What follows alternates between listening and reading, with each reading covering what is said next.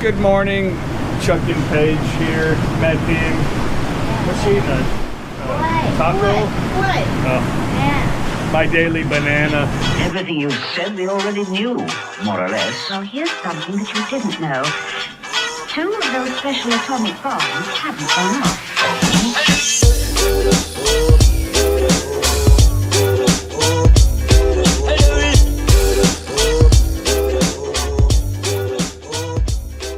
Look at that, guys. Beautiful, isn't it? It's still cloudy here, but it's okay. The temperature's good. It's supposed to rain today. The water actually looks a little bit clearer, but they still have the red flag up, which means Matt Team can't get in the water quite yet. Maybe later. Today's gonna be a fun day.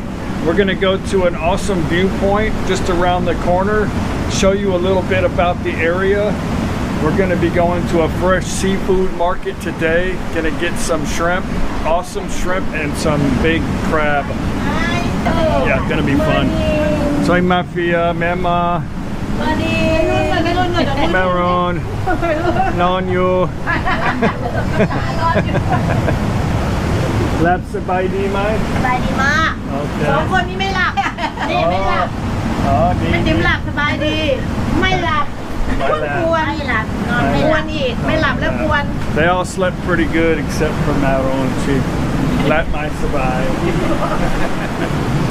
Anyway, gonna be a fun day. Let's go get our feet in the water.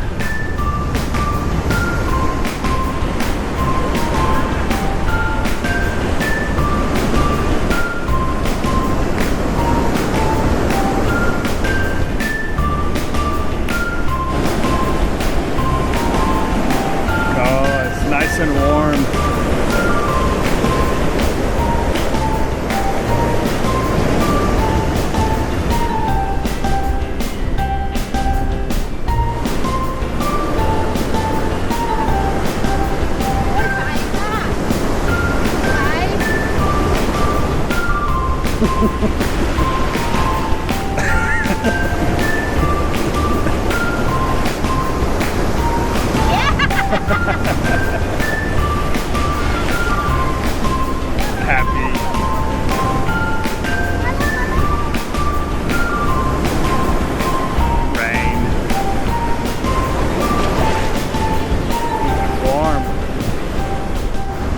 What are you doing?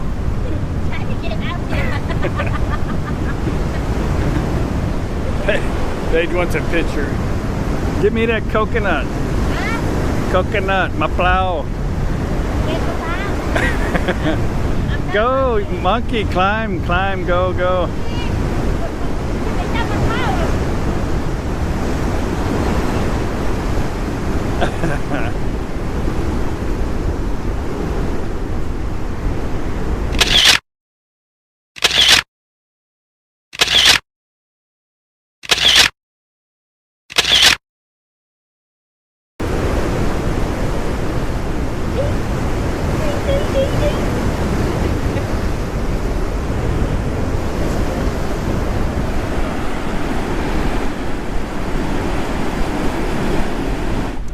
Comes with breakfast.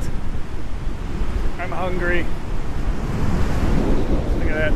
It's cloudy but still beautiful.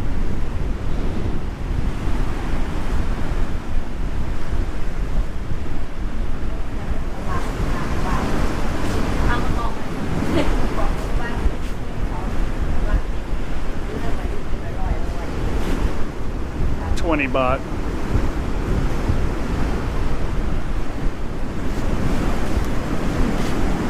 They only have two rooms. Are we the only 2 rooms? Yeah, tonight. Yeah. Nice.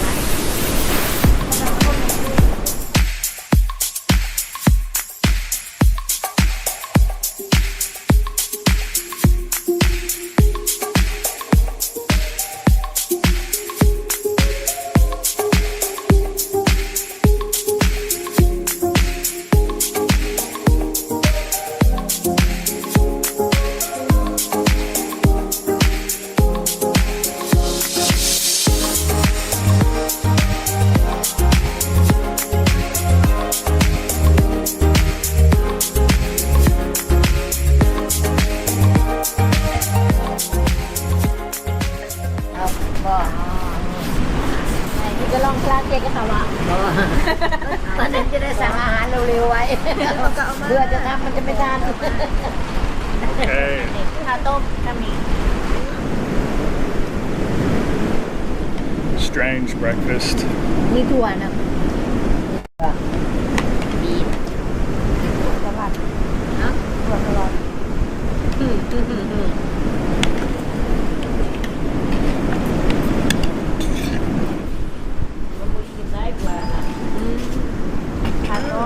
ต้มได้รวมค่ะเอามะพร้าวมือหนึ่งมากินเลยเด้อเอามะพร้าวหนึ่งมือมะพร้าวแม่นี่10 บาทเอามา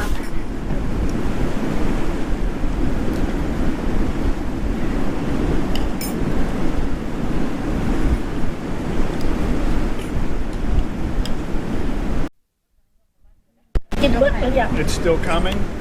มาแล้ว Okay.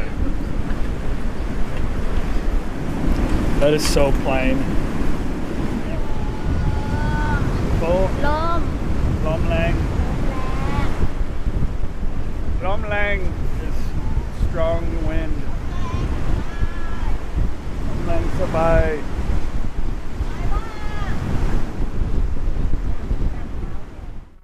Okay, we're going on a little sightseeing road trip. What about these dogs right here? คุ้งวิมาน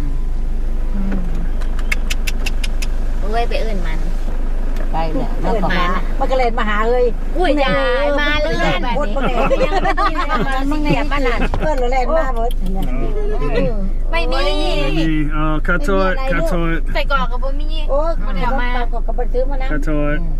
ขอโทษพวกนี้นั่งขอพ่อโอ้ยไปไต่ตนเรื่องจะมาหูจักความนี่สกิลเป็นตาเลยหิวใส่ทีมแล้วมันละบ่ได้ว่าทีมันได้บ่เนาะ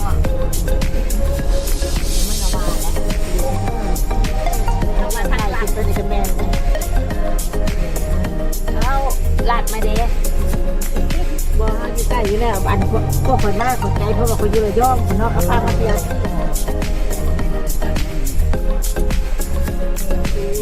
บายบายอันนี้โอ้มีร้านอาหารอะไรคือเจ้าจะมีคือตัวดังๆมีหมองจอดรถแล้วก็มีแล้วก็กินอาหารทะเลสักวันนั้นไปดูยังมาพอแห้งเลยมีโลดเตียงนะแล้วจะ3,000เนี่ยไม่แต่15กินแล้วนะ3,000นะจะได้บรรยากาศอันนั้นบรรยากาศก็ไม่ได้เบียร์นะซื้อใจ So they could just sit out here and drink some beer. นั่งกันนั่งถึงแล้วเนี่ยมันมีร้านลงจอดแล้วนี่แหละจะไปเดินนี่แหละแล้วลงไปน้ำเกตวิวสวยจอดนี่เลยนะจอดนี่แหละจอดนี่แล้วไปได้โอ้เยอะเลย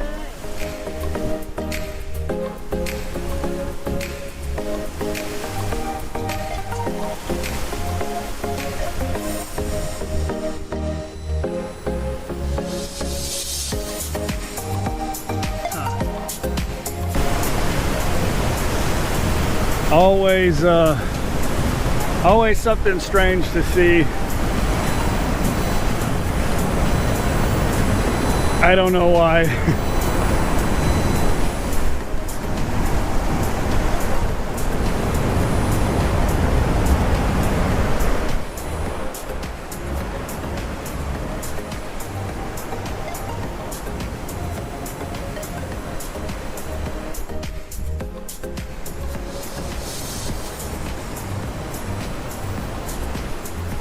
Should I ask why? Why? Tell me. ทำไมอ๋อคุณถามเซอะไรกันไม่ใช่ไม่ใช่ไม่เซอะไรจำมาดีนี่นั่นแหละครับปุ๊บอยเป็นไหนก็เซคุณจะมาทำแกนะ Oh. So this for the relax, you know, they stay together. We didn't bring a lot.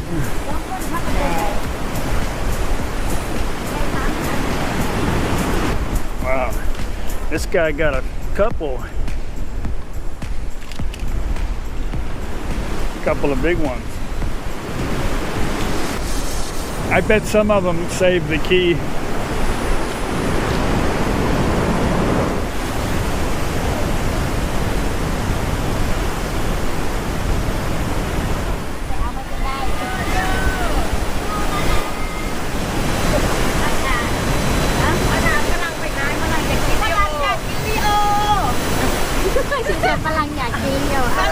พี่ลีโอมาแล้วเอาหน้าฝรั่งไปขายเขาเห็นอย่างไร 9 o'clock. ไม่ได้วิวนี่เราไม่ได้เห็นทั้งหมดเจ้าพ่อโผนั่งเห็นเป็นมุมดีกว่า That's what happens when you take the kids out to play. Oh, they're very fun though. นี่คือริโอ Very fun. จ้าริโอตั้งกันเลยจ้าเดี๋ยวคุณมีประโยชน์อย่างไรเอาไว้เถอะโอ้โหจะมาบอกคุณแกมาเอาล่ะมันจะความรักกับผู้ไรรักกับพี่ฮัลโหลที่มันอยู่ตั้งนานพี่ตะกี้ก่อนไอ้เสีย you stay on the back it block everything Okay. ลูกพี่ต้องขยายโอเคมาอีกทำเป็นไรมันอยู่ Cheers. เย้อร่อย Aloy. Random fruit. Bathroom. 5 baht.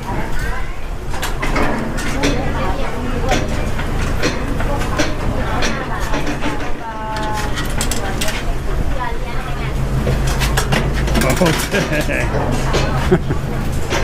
5 baht.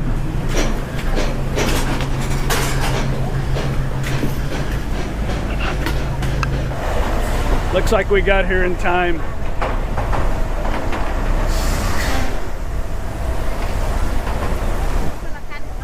หมดไหมนี่นั่งหมดไหมนี่ อะไร คนพอดีไปแจ็คกี้ขึ้นไปก่อน ใส่ฝรั่ง แย่ฝรั่งนั่งข้างในฝรั่งนั่งข้างในอะไรนั่งข้างในฝรั่งถ่ายรูปไป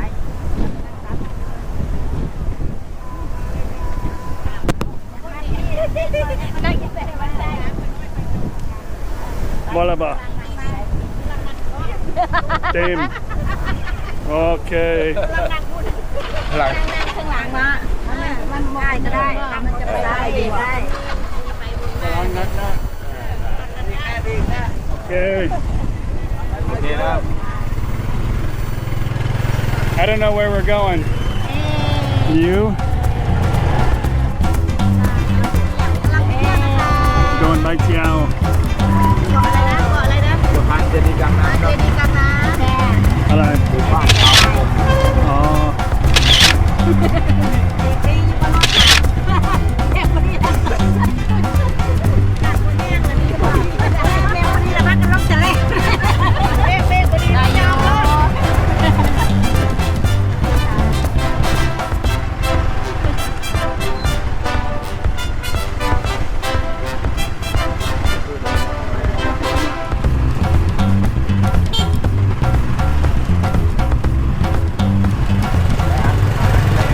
แพงตอนนี้หายาก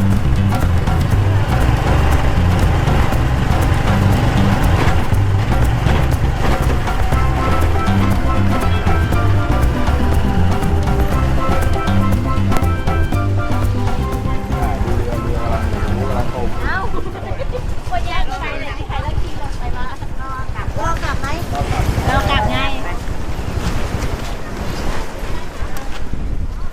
จะเลยกลัวอะไรปูม้าเหรอดำปูก้า มีบูนเบียร์ไหม ยังไม่มี ล้อเล่นล้อเล่น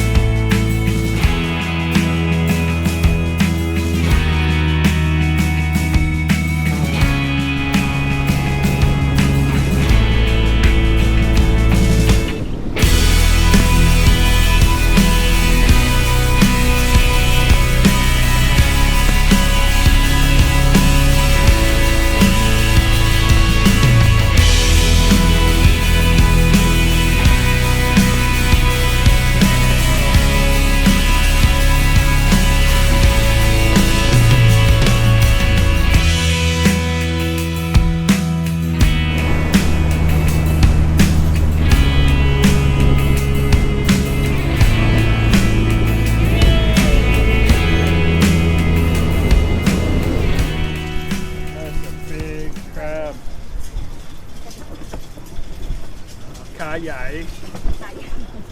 แข้งใหญ่ ตัวใหญ่ ตัวใหญ่บิ๊กบิ๊กบิ๊กบิ๊ก ไอ้เราไปเที่ยวไปหาแข็งมันไกลๆร้อยก็โลนึงแล้วแต่ร้อยเอาเลย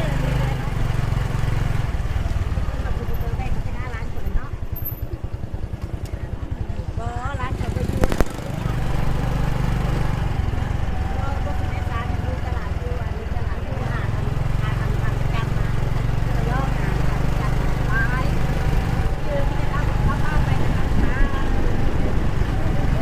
แต่ไม่ว่าจะได้เป็นตลาดใหญ่เลยตอนนี้จะเป็นตลาดเล็ก ลองนัดนะ ได้เลยไม่เดินไม่ไหวได้เลย ไปแล้วไปแล้ว ได้เลย นิ่งๆไม่ช้าๆเรื่อย straining a little bit ฮะ little strain huh โอ้มันเป็นจุดเลยเอาแต่มันตั้ง5-6 คนกันนั่นตั้งแต่พวกนี้ I wrote signal ๆดูไหม signal